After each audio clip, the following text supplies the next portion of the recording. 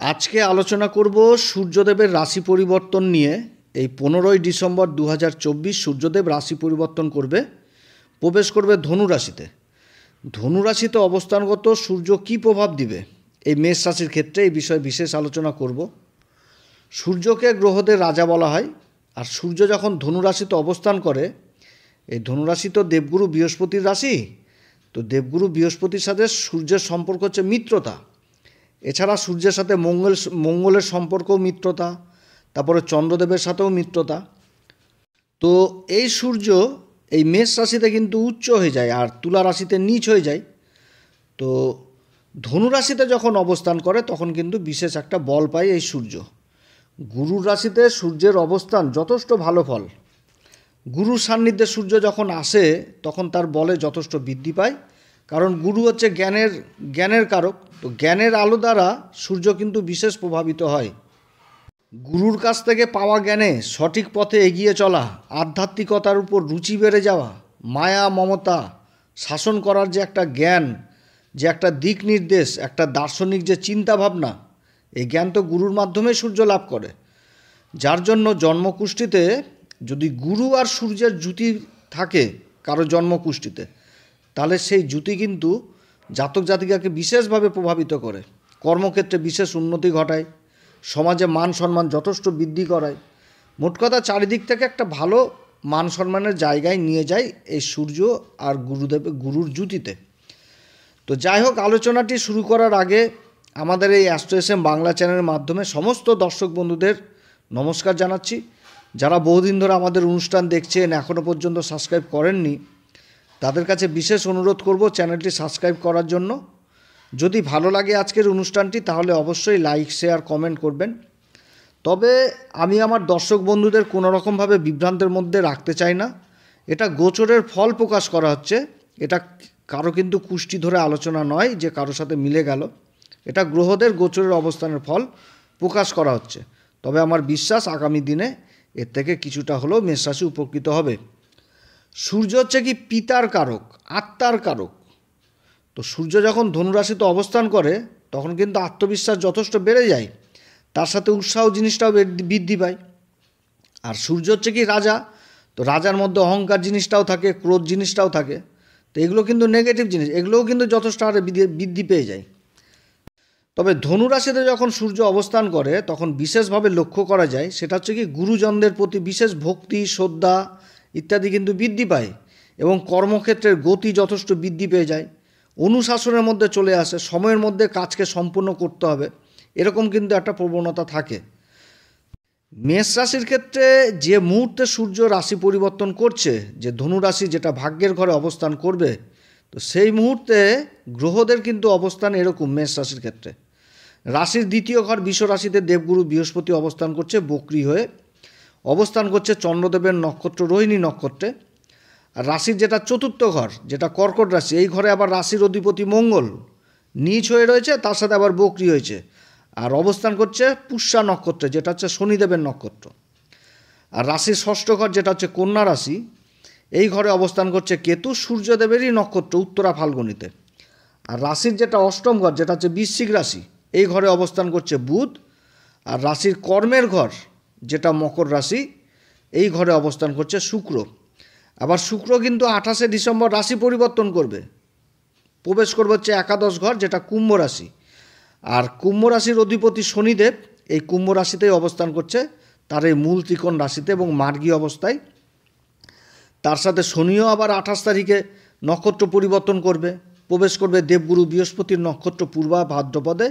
আর রাশির দ্বাদশ ঘর যেটা মীন রাশি, এই ঘরে আবার রাহু অবস্থান করছে এই শনিদেবেরই নক্ষত্র উত্তরা ভাদ্রপদে। আর এই 15ই ডিসেম্বর সূর্য আবার রাশি পরিবর্তন করে প্রবেশ করবে ধনু রাশিতে, যেটা হচ্ছে ভাগ্যের ঘর মেষ রাশির ক্ষেত্রে।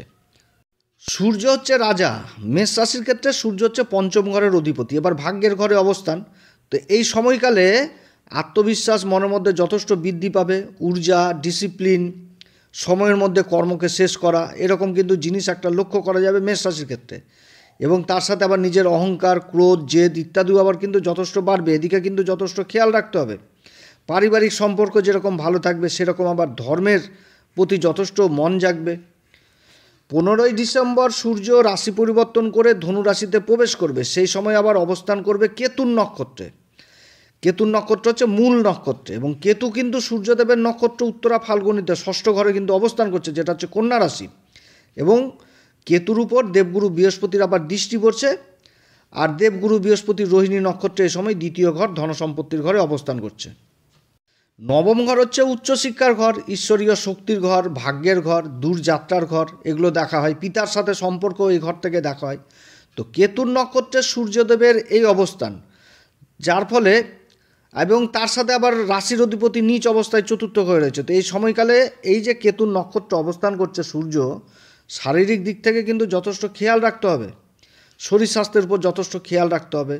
তার সাথে আবার শত্রুরাও কিন্তু শত্রুরাও কিন্তু মাথাচাড়া দিয়ে উঠবে, এদিকেও কিন্তু সাবধান। তবে শত্রুরা বিশেষ কিছু ক্ষতি করতে পারবে না, কারণ দেবগুরু বৃহস্পতি দৃষ্টি পড়ছে কেতুর উপরে, আর সূর্য দেবগুরু বৃহস্পতির রাশিতে অবস্থান করছে। এই সময়কালে ঋণের সুবিধাও পাওয়া যাবে, তবে সাবধান, কাউকে আবার ঋণ দেওয়া যাবে না, অর্থাৎ টাকা পয়সার ব্যাপারে কোনো রকমভাবে কাউকে বিশ্বাস করা যাবে না। এই সময়কালে আবার ধর্মের প্রতি বিশেষ রুচি জাগবে, তীর্থস্থান ভ্রমণ হবে এই মেষ রাশির। কেতুর নক্ষত্রে যখন সূর্য অবস্থান করবে তখন বিশেষ করে মনের মধ্যে জেদ, ক্রোধ, একটুতেই অধৈর্য হয়ে যাওয়া, মনের মধ্যে চিড়চিড়াপন, এগুলা কিন্তু চলে আসবে, অর্থাৎ এগুলো কর্মক্ষেত্রে বিশেষভাবে ইফেক্ট করবে এই মেষ রাশিকে। এদিকে যথেষ্ট সজাগ থাকতে হবে। তার সাথে আবার কোনো রকম যদি অসুখ বিসুখ হয়, সেটাতে কিন্তু ট্রিটমেন্ট সাথে সাথেই করতে হবে, কারণ ষষ্ঠ ঘরে কেতু যখন অসুখ বিসুখ হয়, এই ষষ্ঠ ঘরে যখন কেতু অবস্থান করে তখন অসুখ বিসুখ কিন্তু সহজে ধরা পড়ে না। এই ট্রিটমেন্ট, ওই পরীক্ষা, সেই পরীক্ষা এই করতে কিন্তু অর্থ ব্যয় করায়। এদিকে কিন্তু যথেষ্ট সাবধান। এরপরে 28 ডিসেম্বর সূর্য প্রবেশ করবে শুক্রদেবের নক্ষত্র পূর্বাষাঢ়া নক্ষত্রে, এবং 28 ডিসেম্বর আবার শুক্র রাশি পরিবর্তন করবে, প্রবেশ করবে লাভের ঘর একাদশ ঘর, যেটা কুম্ভ রাশি, আর এই ঘরে শনি অবস্থান করছে। তো শনির সাথে শুক্রের কিন্তু জুতি তৈরি হচ্ছে, আর শনিও কিন্তু এই 28 তারিখে আবার নক্ষত্র পরিবর্তন করবে পূর্বা ভাদ্রপদ নক্ষত্র, যেটা দেবগুরু বৃহস্পতির নক্ষত্রে প্রবেশ করবে, মার্গী অবস্থাতেই থাকবে। শুক্র হচ্ছে কি মেষ রাশির ক্ষেত্রে ধনসম্পত্তির ঘরের অধিপতি এবং সপ্তম ঘরের অধিপতি। সপ্তম ঘর হচ্ছে কি আমাদের পার্টনারশিপের ঘর, ব্যবসা বাণিজ্যের ঘর, রোজগারের ইনকামের ঘর। আর দ্বিতীয় ঘর কি? দ্বিতীয় ঘর হচ্ছে ধনসম্পত্তির ঘর, আমাদের বাণীর ঘর, আত্মীয় স্বজনের ঘর, খাবার দাবার, এই ঘর থেকে বিচার করা হয়। তো এই দুটি ঘরের অধিপতি শুক্র এবার লাভের ঘরে অবস্থান করছে, আর দেবগুরু বৃহস্পতি এই শুক্রদেবের রাশি বিশ্ব রাশিতে অবস্থান করছে, যেটা হচ্ছে দ্বিতীয় ঘর, ধনসম্পত্তির ঘর। তো সূর্যদেবের এই নক্ষত্র অবস্থান ইনকামের দিকে যথেষ্ট বৃদ্ধি করবে, সুখ সমৃদ্ধি যথেষ্ট বৃদ্ধি করবে, তার সাথে আত্মীয় স্বজনদের সাথে সম্পর্ক যথেষ্ট ভালো হবে, এবং একাধিক ইনকামের রাস্তাও তৈরি হবে। যদি আর্থিক দিক বিশেষভাবে বলা যায় তাহলে কিন্তু এই সময়টা যথেষ্ট ভালোই মেষ রাশির। আত্মীয় স্বজনের মধ্যে একটা মান সম্মান বৃদ্ধি পাবে, সামাজিক স্ট্যাটাস যথেষ্ট ভালো থাকবে। এই সময় মেষ রাশির ক্ষেত্রে সন্তানের দিকটাও যথেষ্ট ভালো থাকবে, সন্তানের পড়াশোনা দিকেও যথেষ্ট উন্নতি হবে। এছাড়া যারা শিল্পী মানুষ, নিজেদের প্রতিভার জন্য সমাজে বিশেষভাবে পরিচিত হবে, কর্মক্ষেত্রে ভাগ্যেরও সঙ্গ পাবে, ব্যবসা বাণিজ্যও যথেষ্ট ভালো হবে, রোজগারের ইনকাম বৃদ্ধি হবে। এই সময়কালে পৈতৃক সম্পত্তি যদি কোনো বিবাদ থাকে তারও মীমাংসা হবে, সুষ্ঠু মীমাংসা। যারা পার্টনারশিপে ব্যবসা করবেন বা ব্যবসা করার চিন্তা ভাবনা করছেন, তাদের মধ্যে একটা সইসাবুত হবে, কাগজপত্রের সইসাবুত, এগুলো কিন্তু হবে, এবং সম্পর্কও যথেষ্ট ভালো থাকবে।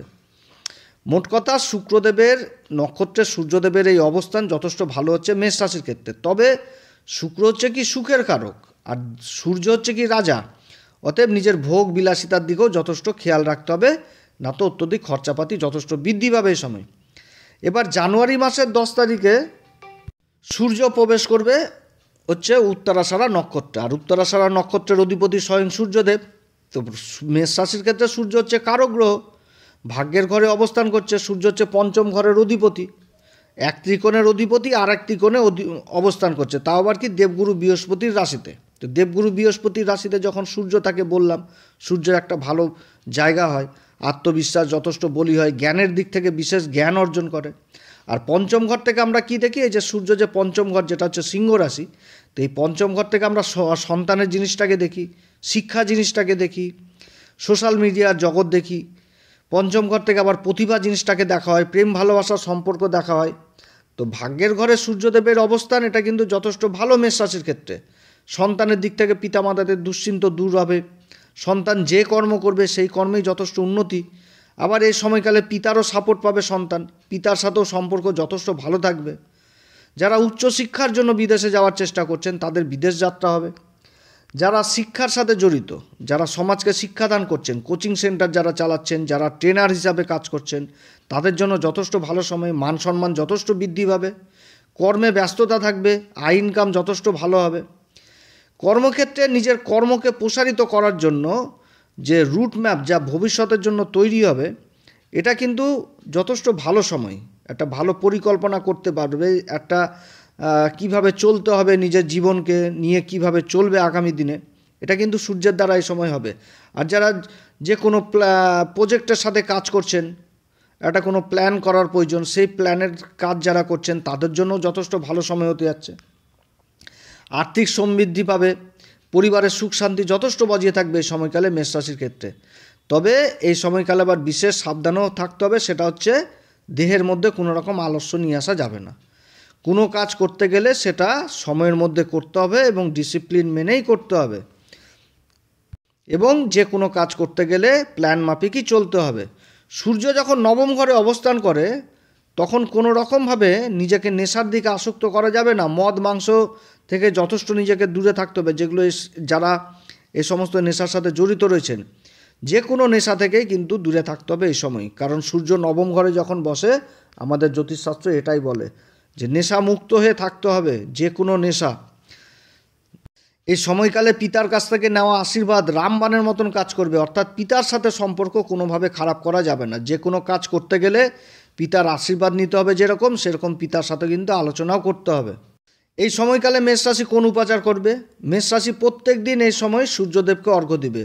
সূর্যের সামনে ভুল করেও কোনো সময় মলমূত্র ত্যাগ করা যাবে না, এবং যে কোনো কাজ করতে গেলে পিতার ব্লেসিং নিয়ে করতে হবে, এবং প্রত্যেক দিন হনুমান চল্লিশা, বজরংবাণ ইত্যাদি পাঠ করতে হবে। এবং হনুমান চল্লিশা, বজরংবাণ পাঠ করার আগে শ্রীরাম সীতার প্রণাম মন্ত্র অবশ্যই পাঠ করবেন, তাহলে এই গোচরে যথেষ্ট ভালো ফল পাওয়া যাবে। তো যাই হোক প্রিয় দর্শক বন্ধুরা, অনেক কথা আজকে আলোচনা করলাম এই সূর্যদেবের গোচর নিয়ে। মেষ রাশির ক্ষেত্রে যথেষ্ট ভালো সময়। রাশির অধিপতি নীচ অবস্থায় রয়েছে, কিন্তু পঞ্চম ঘরের অধিপতি ভাগ্যের ঘরে অবস্থান করছে, এটাও কিন্তু যথেষ্ট ভালো রাজ্য, এবং এর যথেষ্ট ভালো ফল পাবে। কারণ সূর্য যে অবস্থাতে রয়েছে, এই নবম ঘরে যখন প্রবেশ করবে, এই সূর্যের উপরে কোনো গ্রহের ইফেক্ট থাকবে না, কারণ কোনো গ্রহের দৃষ্টিই পড়ছে না সূর্যের উপরে। অর্থাৎ সূর্য কিন্তু খুব ভালো জায়গায় রয়েছে, এবং এই এক মাসের জন্য সূর্যদেবের এই গোচর, মানে জানুয়ারির 14 তারিখ পর্যন্ত, তো এই এক মাসের গোচরে অনেক উপলব্ধি করতে পারবে এই মেষ রাশি। কিন্তু আলস্য দেহের মধ্যে আনা যাবে না, কোনো নেশার সঙ্গ করা যাবে না।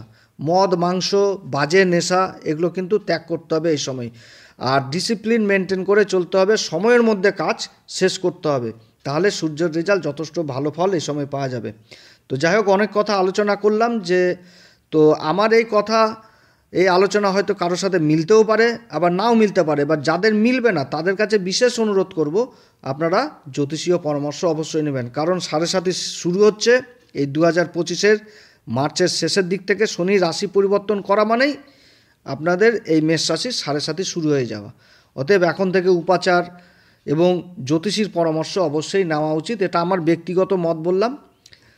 হ্যাঁ, এবার সবার জন্মকুষ্ঠিতে তো শনির অবস্থান খারাপ হবে না, যাদের অবস্থান ভালো থাকবে তারা তো ভালো রেজাল্ট পাবে। এবার যাদের জন্মকুষ্ঠিতে অবস্থান খারাপ গ্রহদের, তারা কিন্তু অবশ্যই অবশ্যই অবশ্যই একদম জ্যোতিষীয় পরামর্শ নেবেন। আমাদের হোয়াটসঅ্যাপ নাম্বার দেওয়া রয়েছে, যদি প্রয়োজন মনে করেন আমাদের সাথে কথা বলতে পারেন। তবে আমাদের শুল্ক লাগু থাকবে, আর আমাদের সাথেই যে কথা বলতে হবে এটারও কোনো মানে নাই। আপনাদের আশেপাশেও তো ভালো জ্যোতিষী রয়েছে, তাদের সাথেও আলোচনা করবেন।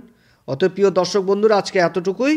এরপরে আবার আসবো। যদি আমার এই পরামর্শ সত্যিই আপনাদের কাছে ভালো লাগে, তাহলে আমাদের এই অ্যাস্ট্রো এসএম বাংলা চ্যানেলকে অবশ্যই সাবস্ক্রাইব করবেন, লাইক করবেন, কমেন্ট করবেন, শেয়ার করবেন। আপনারা সবাই ভালো থাকেন, ঈশ্বর আপনাদের সবার মঙ্গল করুক। নমস্কার, ধন্যবাদ।